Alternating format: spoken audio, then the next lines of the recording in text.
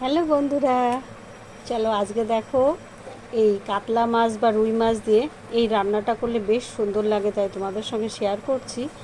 এতে লাগবে 3টে পেঁয়াজ, রসুন কুচি 6-7 কোয়া, আর এদিকে একটা গাজর, আদা, আর এখানে তো তোমরা সবাই জানো জিরা, ধনে, লঙ্কার গুঁড়ো, আর লাস্টে নামানোর আগে একটু গরম মশলা আর ঘি দেবো। চলো রান্নাটা শুরু করে দিই। দেখো পেঁয়াজের সঙ্গে গাজরগুলো ভেজে নিয়েছি, এরপরে এই মশলাটা ঢেলে দেবো। পেঁয়াজটা একটু হালকা ভাজায় রাখতে হবে।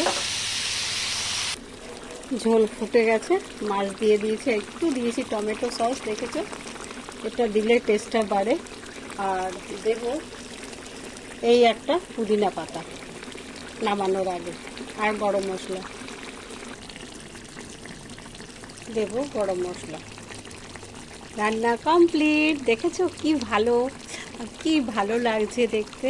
ঠিক আছে বন্ধুরা, সবাই লাইক করো, কমেন্ট